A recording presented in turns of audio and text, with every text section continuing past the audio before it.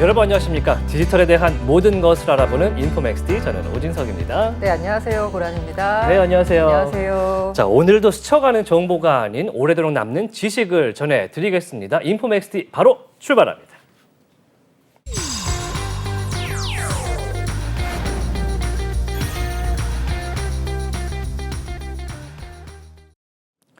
네, 인포맥스 인사이트입니다. 미국 스타트업의 주요 자금줄이었던 미국 실리콘밸리 은행이 유동성 이슈 하루 만에 파산을 했고요. 이후에 일주일이 현재 지났습니다. 미국 연준은 물론 각 나라들 그리고 한국은행까지 고민이 깊어지고 있는데 예측 불가한 상황들이 계속해서 나올 수 있다는 점, 시장의 공포감도 주고 있습니다. 자, 우리가 주목해야 하고 앞으로 알아야 할 것들, 업라이즈의 이효석 이사와 함께 이야기 나눠보겠습니다. 어서 오십시오. 네, 안녕하세요.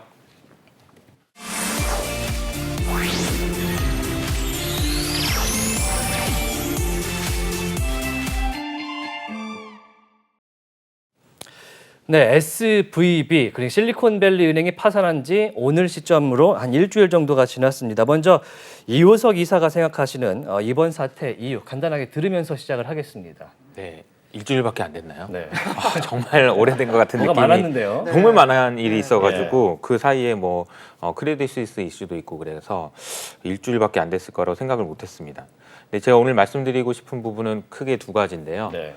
이 사태의 문제가 매우 심각하다는 점하고 그렇기 때문에 망하기가 어렵다. 이 얘기를 좀 해드리고 싶어요. 네. 보통 우리가 이야기할 때 너무 큰 은행이어서 망하기가 어렵다. Too big to fail 이런 얘기를 많이 하는데 네. 저는 이게 그래서 too serious to fail이라고 얘기하고 싶습니다. 네. 얼마나 심각한지에 대한 이야기를 말씀드리고 그래서 망하기가 어렵고 망하지 않게 하기 위해서 어떤 조치들이 나올 것인지에 대한 이제 저의 생각을 좀 말씀드려 보도록 하겠습니다. 네, 대마불사다 이런 얘기는 있었지만 너무 심각해서 무너지기 쉽지 않다. 네, 네. 신선한 그런 의견입니다. 자, 질문 들어갈 텐데요. 지난주에 이제 실리콘밸리 은행이 무너진 이유가 사실 이 사람들이 갖고 있던 장기 국채 금리 상승 때문이다. 요거는 네네. 아주 보편적인 그런 맞아요. 이유였는데 그러면은 많은 은행들이 똑같은 위험에 노출되어 있지 않는가? 네. 이렇게 또 분석이 되거든요. 어떻게 그렇죠. 보십니까? 보통 우리가 SVB 사태의 본질을 uninsured, 그러니까 이제 보장받지 못하는 자금들이 문제였었죠. 네네. 그런데 이제 그 부분에 대한 해결을 그냥 해줘 버렸고 두 번째는 이제 unrealized라고 해서 미실현 손실이라고 얘기하죠. 그러니까 채권을 들고 있는데 채권의 가가액이 낮아졌다고 하더라도 팔지 않으면 손해가 아니다. 네. 예를 들자면 집이 10억짜리 집이 있었는데 옆집이 6억에 거래됐더라도 저것은 증여일 뿐이다 라고 해서 무시하면서 나는 안 팔았으니 4억은 손실이 아니다 라고 얘기하는 게 이제 미실현 손실이라고 이야기합니다. 실현하지 않은 손실이지만 이것을 재무제표에 반영을 해야 될지 말아야 될지 이거는 뭐 그런 개념이라고 보시면 됩니다. 특히 이제 만기 보유 채권일 경우에는 특히나 이런 걸 그 인정을 안 해줍니다. 그러니까 감안하지 않는데요. 네. 많은 은행이라고 표현을 해주셨는데 대부분의 은행이 다 이걸 가지고 있죠. SVB 은행이 가지고 있는 미실현 손실은 눈에 보이지 않을 정도로 큰 손실을 대형 은행들이 가지고 있는데요. 저는 좀 재미를 위해서 가장 대표격으로 미실현 손실을 가지고 있는 곳이 있는데 그것은 연준이다. 라고 말씀드리고 싶습니다. 연준도 보통 우리가 이제 그 미국 국채를 들고 있고 여기서 이자를 벌고 그리고 이제 뭐 하기 때문에 수익이 나요. 그래서 그 수익의 수익을 전부 다 재무부로 보내줍니다. 네. 그래서 제가 준비한 자료가 하나 있는데 이 자료에 보면 매년 조금씩 그 재무부로 송금을 합니다. 네. 법만큼. 왜냐하면은 미국 국채를 들고 있으니까 이자가 나올 거 아닙니까? 그 이자에 대해서 반환을 해주는 거죠. 근데 이게 누적된 적자의 규모가 엄청나게 커가지고 제가 생각하기에는 만기 보유 채권의 미실현 손실의 대표격이 연준인 것 같다.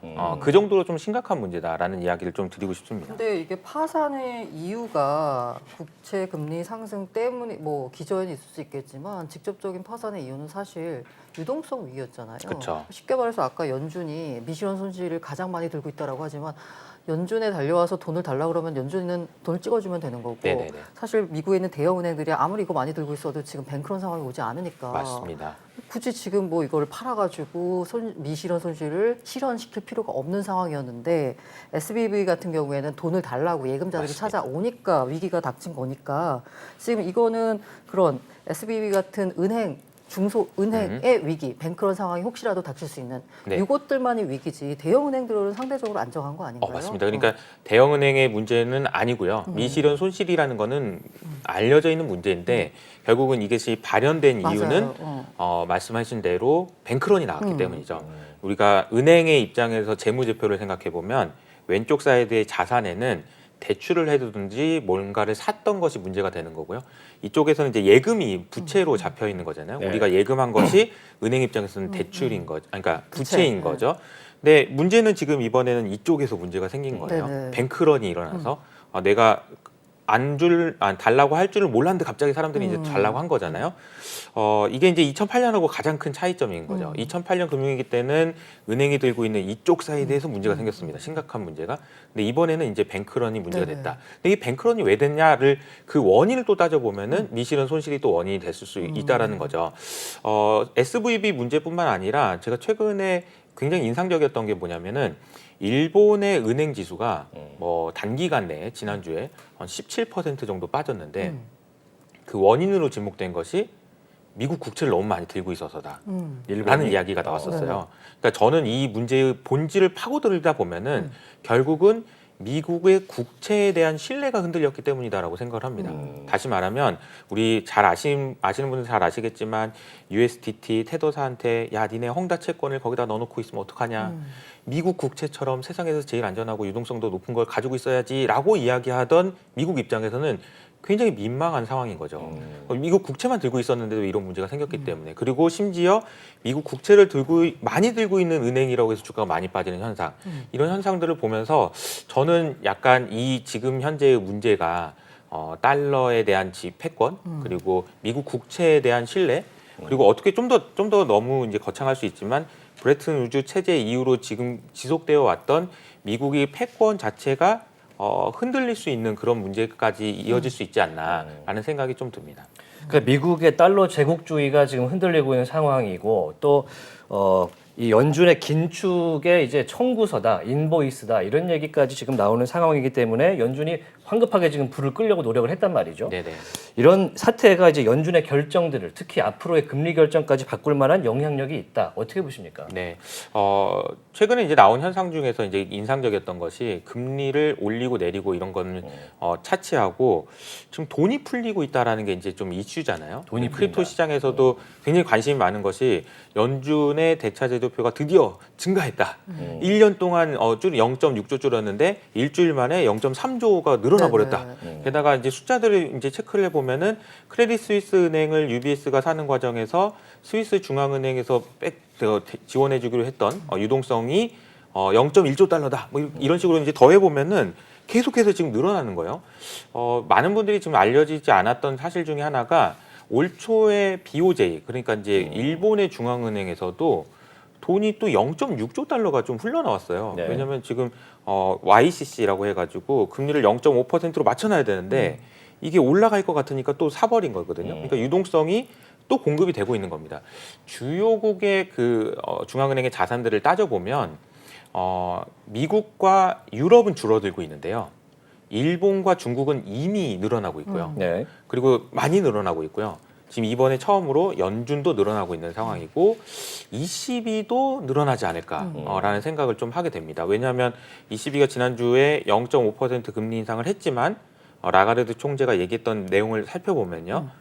혹시라도 금융 시스템에 문제가 생기는 일이 있으면 우리는 언제든지 유동성을 공급할 만반의 준비가 돼 있다 이렇게 얘기를 했거든요. 네. 그러니까 그 얘기는 무슨 얘기냐면 금리를 올려서 인플레이션을 잡는다는 거는 이것대로 하는 거고 만약에 금융 시스템에 문제가 생기면 돈을 풀어서라도 막겠다라는 건 또 따로 간다라는 이야기인데 이 부분에 대한 해석을 하기가 상당히 좀 어렵고 혼란스럽지 않나요? 아니 금리는 올리는데 이거는 왜 이렇게 생각할 수 있잖아요. 이 부분을 저도 고민을 좀 많이 했는데 작년 9월 달에 나온 뉴욕 연준에서 나온 보고서를 보면 약간의 실마리를 찾을 수가 있습니다. 그 내용을 좀 보면은 제목이 R 더블 스타라는 개념이에요. R 더블 스타. 네. 그러니까 R은 R 뭐고? 스타가 아니고 네. R 더블 스타인데 R 더블 스타까지 가려면 R 스타를 알아야 되겠죠. 네. 그러니까 R 스타가 뭐냐면 우리가 중립금리라고 얘기합니다. 중립금리라는 얘기는 뭐냐면 쉽게 얘기하면은 우리가 살고 있는 세상에서 인플레이션이 너무 심각하지 않게 만드는 그러니까 적당한 수준의 금리. 그러니까 뭐 경제가 성장하는 만큼의 금리일 때 가장 인플레이션도 없고 디플레이션도 없는 적당한 금리 수준이 있을 거 아닙니까? 그걸 우리가 중립금리라고 얘기하고 표현으로는 R 원스타라고 얘기를 합니다. 그런데 R 더블 스타는 뭐냐? 이거는 뭐냐면은 금융시장을 위한 중립금리가 따로 있다라는 신박한 논리인 거죠. 우리 삶에 와닿는 게 아니고 그렇죠. 금융시장을 위해서. 그렇죠. 그러니까 우리가 인플레이션을 잡기 위해서 인플레이션을 위한 적당한 금리는 R 원스타고 네. 금융시장이 혼란을 막기 위한 중립금리는 따로 있다라고 해가지고 R 더블 스타라는 네. 개념이 작년 9월달에 뉴욕 연준에서 나왔는데 그런 기자님께서 이제 웃으셨는데 저도 너무 처음에 웃기더라고요. 네. 이게 뭔 소리야라는 생각을 하게 만드는 그런 내용인 거죠. 근데 이제 내용을 파고 들다 보면 이런 내용이 나와요. 왜 이 두 금리가 따로 있어야 되냐?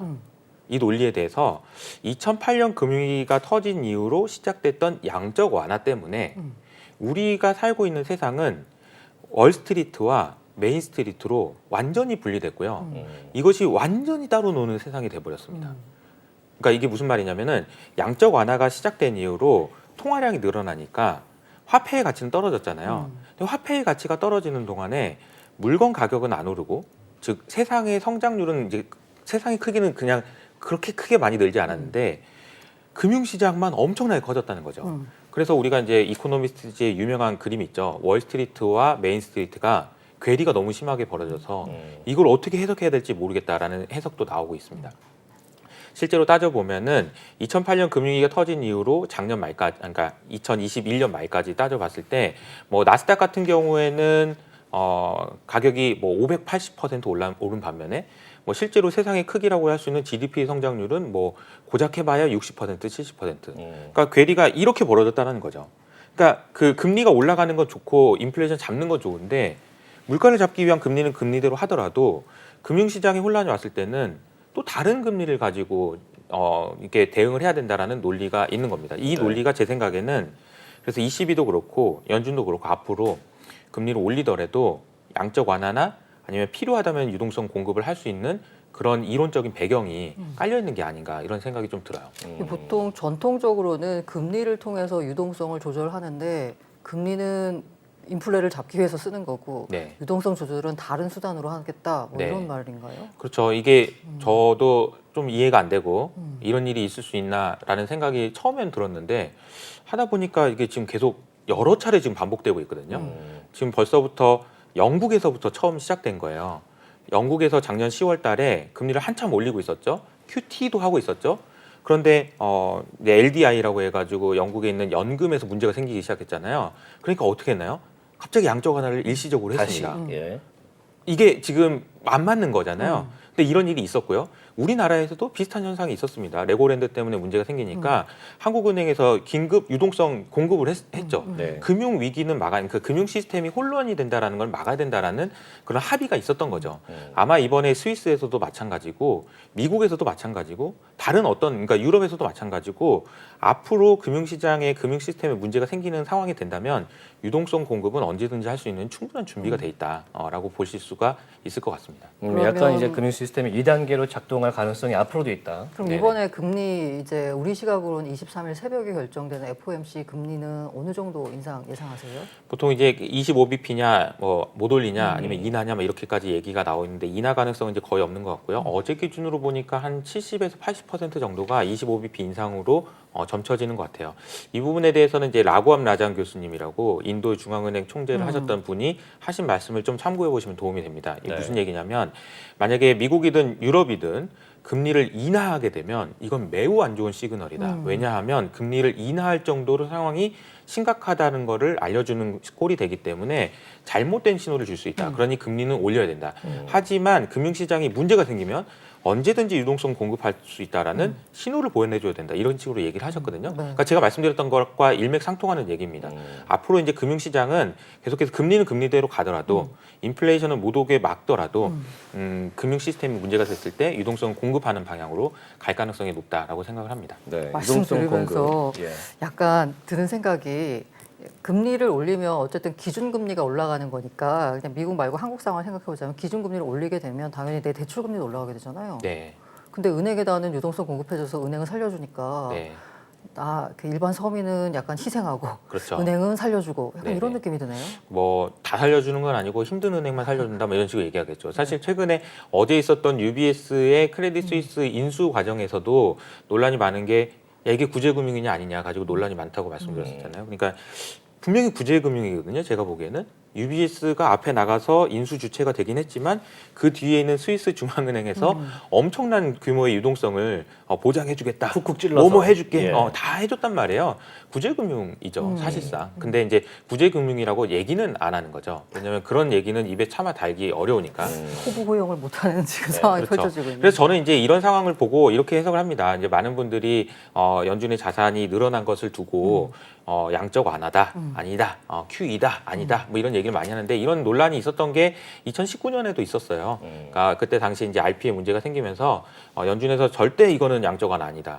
너희 착각하지 마라 이렇게 얘기하면서 나왔던 용어가 not QE라는 아주 신선한 용어였죠. 이거 아니다. 이건 절대 아니다. 그리고 돈 풀기는 돈 풀기인데 QE는 아니다. 와.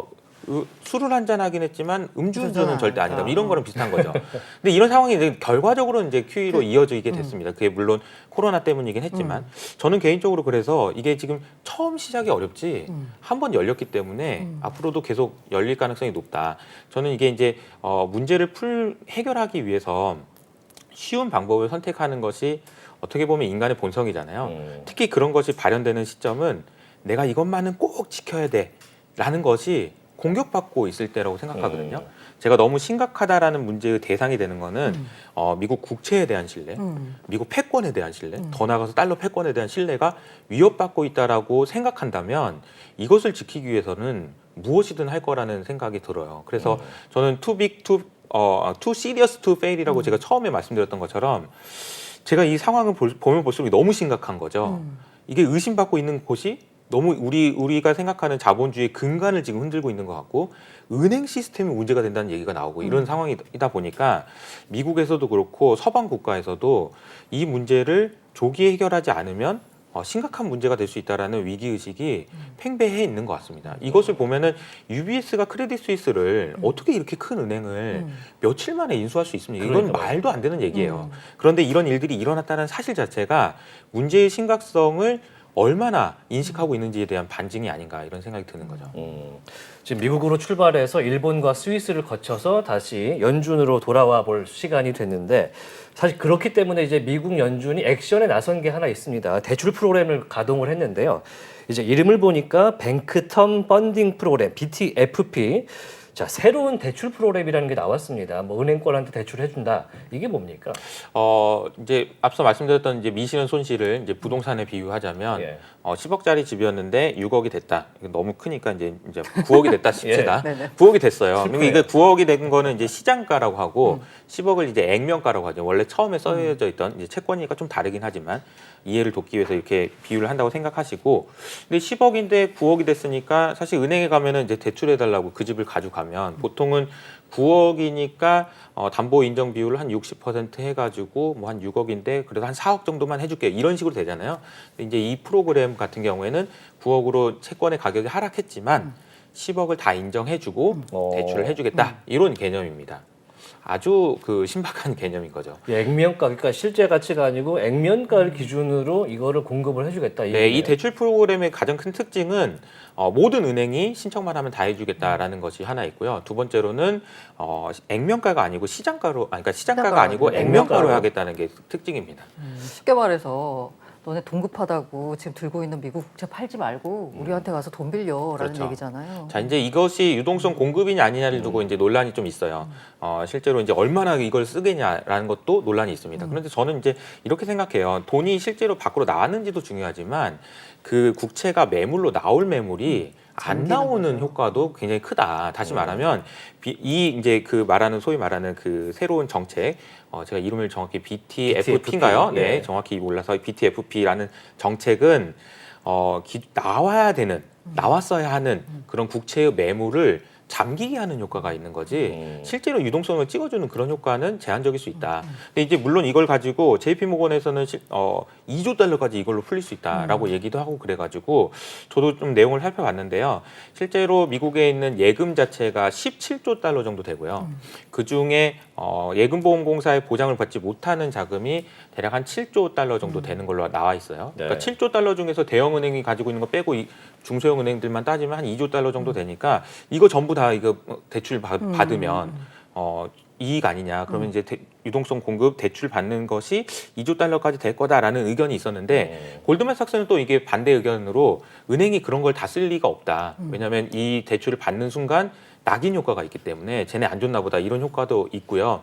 그리고 이제 여러 가지 따져봤을 때 다른 조건들이 훨씬 좋은 것들이 많아서 그렇게 유동성을 확보하고 그리고 마지막에 쓸 거다. 그래서 2조 달러는 너무 과하다. 이런 의견들도 있습니다. 근데 제가 보기에 중요한 것은 얼마나 공급이 되느냐도 중요하지만 나와야 됐었던 국채 매물이 안 나오게 만드는 효과가 훨씬 더 중요하다라고 생각을 합니다. 사실 연준도 이제 은행들한테 대출을 해주는 프로그램을 갖고 있었긴 한데 그걸 통해서 지금 나갔던 돈들이 상당히 많이 나갔고 지난 1년간 줄였던 금리 인상으로 줄였던 그런 금액을 모두 롤백을 한 상황이다. 이런 네네. 얘기까지 나오고 있습니다. 앞으로 시장의 유동성이 얼마나 더 많이 공급될 거라 보십니까? 저는 이제 시작됐다고 생각하고 앞서 말씀드린 대로 이거는 인간의 본성이에요. 쉬운 길을 택하는 것은 인간의 본성입니다. 특히나 내가 아주 소중하게 생각하는 것을 위협받았을 때는 쉬운 길로 갈 가능성이 높다. 단적인 예가 이제 어제 같은 경우에도 나온 뉴스를 보면 JP모건의 제이미 다이먼 회장님께서 직접 진두지휘를 하면서 퍼스트 리퍼블릭 뱅크라고 해서 최근에 이제 이슈가 되고 있는 은행 있잖아요. 예. 이 은행을 막기 위해서 이제 지금 진두지휘를 하고 있다라는 얘기가 나옵니다. 그러면서 나왔던 얘기가 요즘에 이제 그 중소형 은행들이 문제가 생기니까 여기서 이제 뱅크런이 나와서 뱅크런이 나와서 돈을 뺐는데 어디다 놔야 되잖아요. 그렇죠. 다 JP모건으로 갔거든요. 근데 JP모건에서는 뭐 돈 남는데 뭐라도 이렇게 돈을 줘 그러면서 또 감사합니다. 여기다 또 예금을 해놨습니다. 예치를 해놨죠. 근데 예치해놓은 돈을 봤는데 30빌리언 달러 정도 되는데 300억 달러. 그냥 그거 자본금으로 써라. 뭐 이런 식으로 이제까지 얘기가 나오는 것 같아요. 그 얘기는 뭐냐면은 제가 생각하기에는 무슨 짓이라도 하겠다. 나는 이 지금 너희들이 걱정하고 의심하고 있는 그 문제를 해결하기 위해서 무슨 짓이라도 할 거다. 이런 아주 강한 시그널을 보여준 게 아닌가라는 생각이 듭니다. 네. 이제 아시아로 와서 우리 옆 나라 일본을 잠깐 앞서 말씀을 조금 주셨지만 한번 확인해 보겠습니다. 지금 미국의 장기 채권 일본이 많이 갖고 있는데요. 그 와중에 ETF도 많이 사들이고 있다. 엊그저께 이제 BOJ 회의가 있었는데 구로다 총재 마지막 회의였습니다. 이제 앞으로 일본의 움직임 어떻게 될 거라고 보십니까? 일본은 지금 이미 사실 뭐 저는 이런 표현 들으면 어쩔지 모르겠지만 이상한 회사 죄송합니다.